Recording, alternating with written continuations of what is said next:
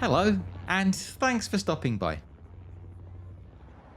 As you've no doubt already noticed, we're starting today's video across the Atlantic, in the incredible metropolis of New York City, a place which many people, myself included, consider to be a sister city to London.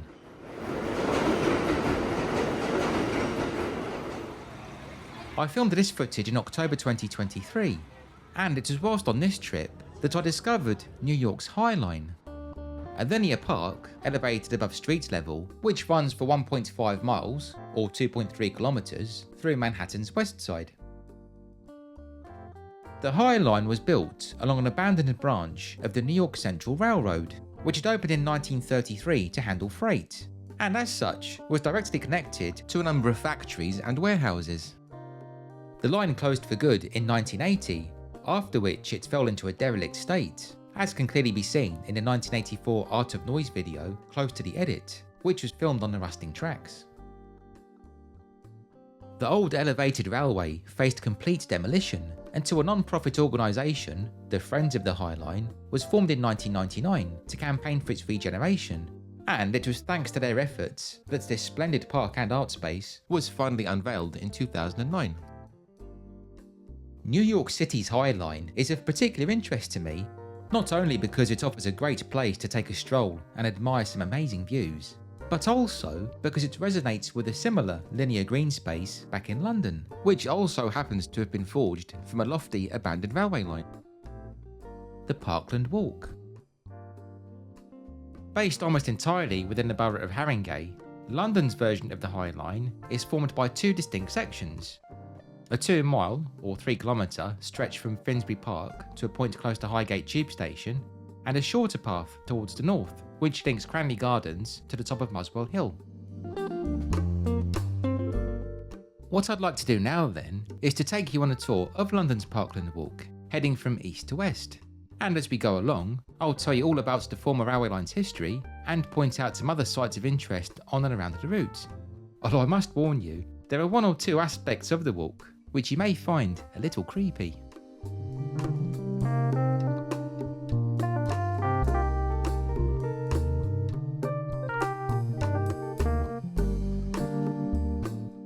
To gain an understanding of the line's history, we'll begin just south of where the walk begins, at Finsbury Park Station.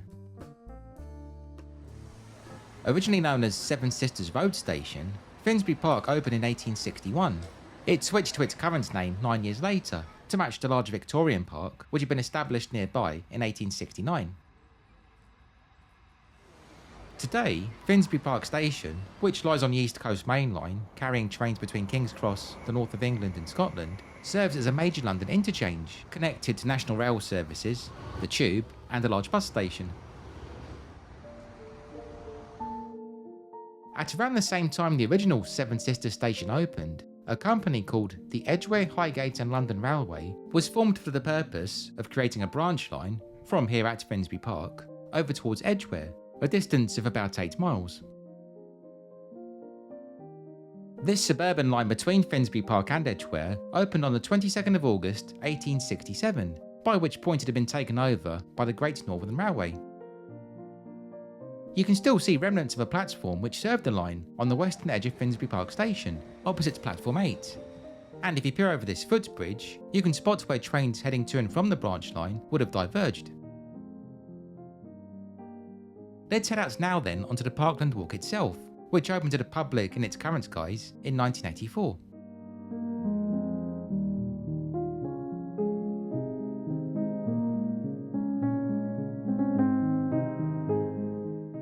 From Finsbury Park, access to the Parkland Walk is gained via the Oxford Road Gate, which lies between the narrow bridge spanning the East Coast Main Line and Oxford Road N4. Before heading into the park, it's worth pointing out the distinctive Art Deco Oxford House, which is located beside the gate. This building used to be a film processing studio, most notably in the early 1940s, when it was involved in creating films made for the war effort. What to do in an air raid? Get under cover at once. Don't stand staring at the sky. Take cover at once. And then in the 1960s, when engineers here developed colour film techniques. Today, Oxford House serves as office space. Shortly after the line between Finsbury Park and Edgware opened in the late summer of 1867, a journalist took a ride on it and shared his impressions. The beautiful country around Finchley, Hendon, Mill Hill, Edgware and Stanmore has, hitherto, been practically a remote and inaccessible region. Now, however, smart, roomy carriages, lighted with gas and tooled into the city, will no doubt draw out the travelling capacities of our secluded friends. The same report also noted that the line rises a considerable gradient, and a view is obtained of Highgate and its environs, which, seen by the light of the setting sun, it is no exaggeration to call picturesque and very beautiful. The considerable gradient referred to is a result of the old line, and the path we're now walking on, being perched on top of the Hornsey Ridge, which forms part of the hilly area known as the Northern Heights. And when these words were written in 1867, the view would have been a lot clearer, as the tracks had to be kept clear of trees. Today though, plants, trees and wildlife are encouraged to thrive along the route, making the Parkland Walk the capital's longest nature reserve. Although, as we'll soon see, there are still spots where you can enjoy some tremendous views. We come now to our first bridge, which crosses Upper Tollington Park. From here it's worth popping down to street level to take a look up, as from this vantage point, you really do get a feel for the old railway which once steamed through here.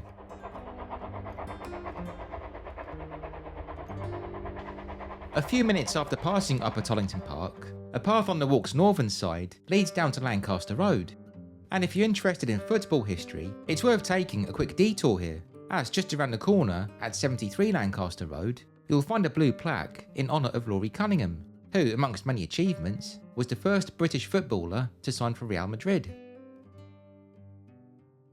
Born in 1956, Laurie grew up in this house, which backs onto the old railway line, and during his career, he also played for Leyton Orient, West Bromwich Albion, Leicester City, Wimbledon and Marseille, as well as the England national team.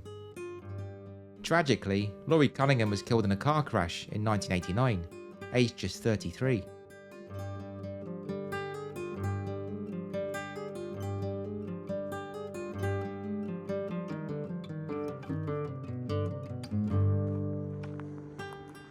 Back up on the Parkland Walk, we arrive now at the site of the former Stroud Green station. Stroud Green opened in 1881, 14 years after the line first began operating. Its platforms were cantilevered out from this bridge, although these, along with the main station building, were destroyed by a fire in 1967. Fortunately, the station master's house, which I think you'll agree looks rather grand, still remains in place. In the early 20th century, a local woman named Mary Jones was a regular fixture at Stroud Green Station. She could be seen here beneath the Viaduct arch every day, crouched on a box and selling various trinkets. Sadly, Mary was described as being of a decrepit appearance, and it was stated that her head and part of her body constantly twitched. According to Mary herself, this was the result of her being badly burnt when she was younger, and although she was often moved on from her pitch, she always managed to return. The site of the old Stroud Green station also sits on a complex junction, because far below the Viaduct and Stapleton Hall Road, there runs the former Tottenham and Hampstead Junction Railway, which now forms part of the London Overground. Because this section of the Overground connects Gospel Oak to Barking, it's known locally, and sadly not officially, as the Goblin Line. And if mythical creatures interest you, then stay tuned, because we'll be hearing about another one or two shortly.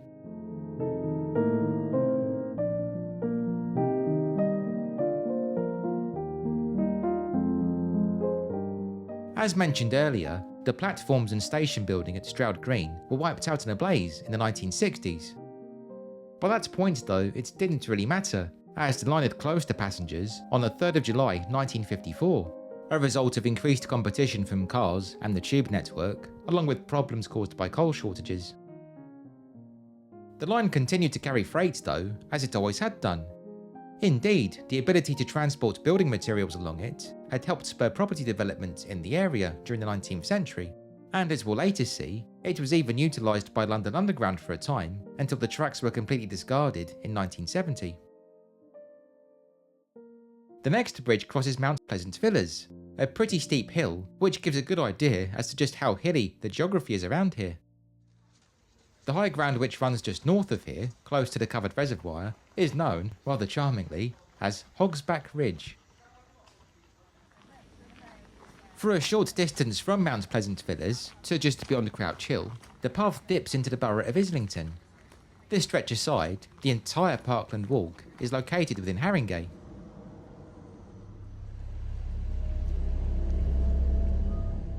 After passing beneath Crouch Hill, the path approaches the old Crouch End station, just before which, tucked into these arches, is one of the Parkland Walk's most distinctive features. This sculpture of a mysterious figure emerging from the brickwork. This character is what's known as a Spriggan, a mythical being from Cornish folklore which is said to be mischievous and sometimes malevolent. The sculpture dates from 1993 and was created by the artist Marilyn Collins. The Spriggan isn't the only mystical entity associated with the Parkland Walk. Back in the 1970s and early 80s, when the old track bed lay derelict and overgrown, it was said that a mysterious goat man haunted the area. Unsurprisingly, this urban legend proved popular amongst local youngsters, who dare each other to venture into the undergrowth to see if they could catch a glimpse of this strange being. It's believed the eerie aura conjured up by rumours of the goat man inspired the American horror author Stephen King to write his short story Crouch End, which was first published in 1980. King, who was familiar with the area, having stayed here with a friend, ends the tale with the line, "Crouch End is a really quiet suburb of London. Strange things happen from time to time, and people have been known to lose their way. Some of them lose it forever."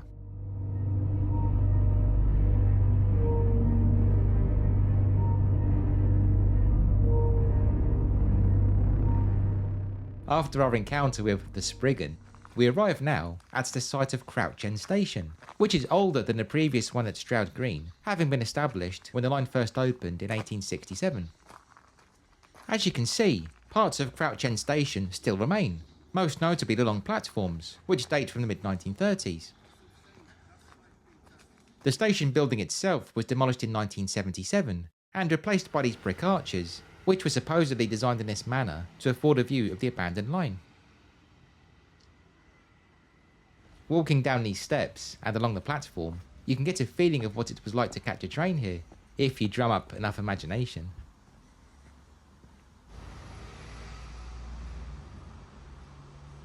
As this map shows, there used to be a signal box just west of Crouch End Station. I have a feeling it was located about here, where this old tree stump now sits atop a pile of bricks, although I can't be 100% sure. What do you think? Once past Crouch End Station, we come to what used to be Stanhope Road Bridge. As you can see, major work is currently underway here. The old bridge, which was starting to degrade, has been completely demolished. But don't worry, a new one is going to be put in its place. Further up still, you'll find the Parkland Walk's most compact crossing. This arch over Northwood Road, which is so narrow, only one car at a time can squeeze through it.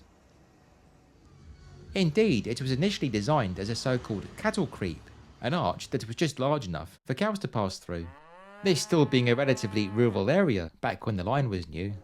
Between Northwood Road and Stanhope Road, for example, you would have found Hornsey Lane Farm. As early as 1885 though, it was feared that turning this section into a regular road would, quote, be very dangerous for children and others. It would seem this warning wasn't heeded. The brickwork on Northwood Road also appears to contain some vintage anti-war graffiti. The southern section of the Parkland Walk ends here, beside Holmesdale Road, although there is a short dead-end branch leading off to what's perhaps the creepiest part of the reserve. Walk along this grassy area and you'll come to these two tunnels, which used to carry trains to and from Highgate Station. Today they're barred and off limits to the public, the reason being that they're now used as a bat sanctuary.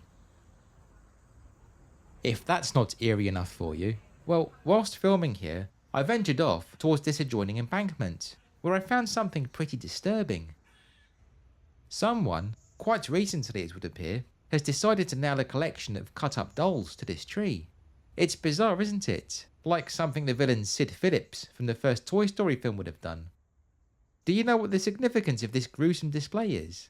If so, please feel free to let me know in the comments. Or then again, maybe don't.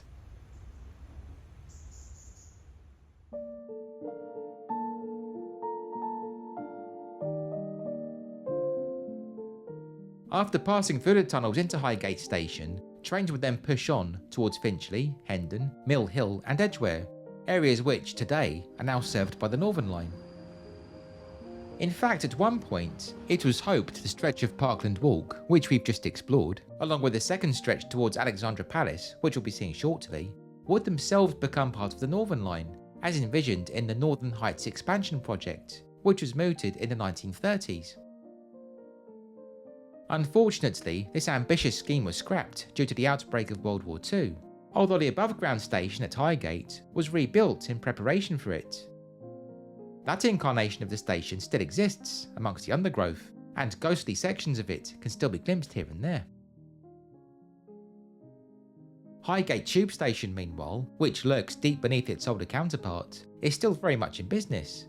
It opened to passengers in 1941, and if you love tube trivia, then it's worth mentioning that it was here, on one of the platforms in February 1944, that Jerry Springer, the future Mayor of Cincinnati and controversial chat show host, was born. This was because Jerry's parents were Jewish German refugees, who, along with many other people, were using Highgate's deep level station as an air raid shelter. Although the route now covered by the Parkland Walk never became part of the Northern Line, it was often used by London Underground until 1970 as a means of transferring empty stock between the Highgate depot and Drayton Park. Because the tracks were not electrified, this procedure had to be carried out using a battery locomotive to tow the cars. The Northern Heights plan isn't the only failed project associated with the Parkland Walk. Believe it or not, it was once suggested that the abandoned route could be turned into a motorway, although thankfully that idea was shelved in 1990.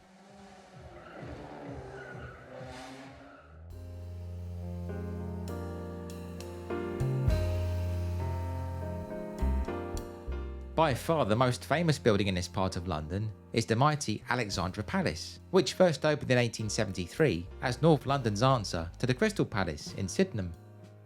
Being such a large venue, it was clear that a direct rail link would be beneficial, and so, at the same time the palace was being built, a line was constructed from Highgate to Alexandra Palace, part of which now forms the northern section of the Parkland Walk.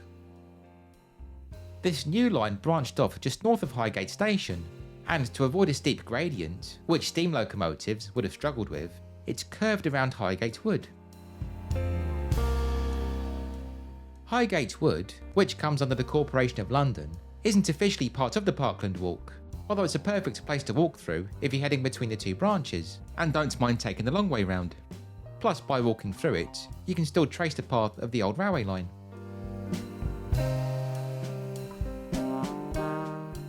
We'll enter Highgate Wood from this point on Muswell Hill Road, as it gives me the perfect excuse to show you another commemorative plaque located nearby. This one being for the actor and comedian Peter Sellers, who lived at this modest home between 1936 and 1940, from the ages of 11 to 15. The branch line between Highgate and Alexandra Palace would have followed this approximate route around Highgate Wood before emerging here, at the top of Muswell Hill Road, opposite Cranley Gardens. In fact, there was a station here called Cranley Gardens, which opened in 1902, although no trace of it remains today. If you know your true crime history, then I'm guessing your ears may have pricked up when I mentioned Cranley Gardens, for it was here, in February 1983, that the serial killer Dennis Nilsson was finally apprehended. But the less said about him here, the better. It's from the site of the old Cranley Gardens station that we now enter the northern stretch of the Parkland Walk. Although much shorter at 700 metres, this section is actually older, having been turned into a path in 1976. The star of Parkland Walk North is by far the St James's Viaduct, which runs off of St James's Lane and offers the best views on the entire route, including glimpses of Canary Wharf and the Shard, along with the nearby towering spire of St James's Church, which holds pride of place at the top of Muswell Hill.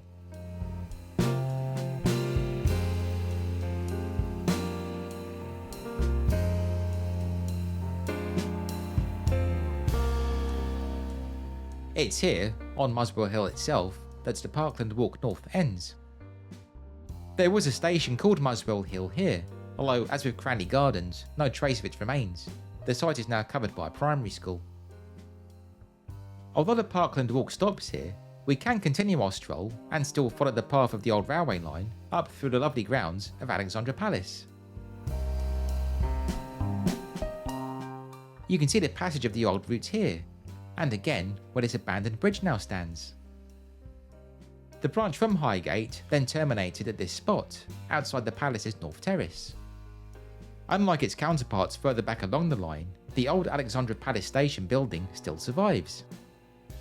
Having been built to specifically serve the new entertainment venue, it opened at the same time as the palace in May 1873, although after just 16 days, the palace was completely destroyed by fire, meaning this station was closed to passengers. After being rebuilt, Alexandra Palace reopened in 1875, as did this station. However, due to patchy passenger numbers, it closed and reopened many times over the years, before finally closing its doors altogether, along with the rest of the line, in 1954. Thankfully, the old station has been well preserved, and it now serves as a community centre.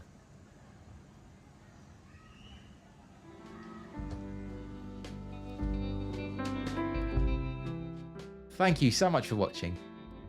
I hope you enjoyed this tour of London's Parkland Walk, and as always, I'd be interested to hear your own thoughts. Have you walked the line yourself? If so, which was your favourite view? And if you could turn another abandoned railway into a similar parkland, which one would you opt for? Please be sure to let me know in the comments. If you haven't yet subscribed to Rob's London, then I'd appreciate it very much if you could please consider doing so, as this, along with clicking the bell icon to receive notifications, will ensure that you don't miss out whenever I publish a new video. Plus, of course, it'd be wonderful to have you along.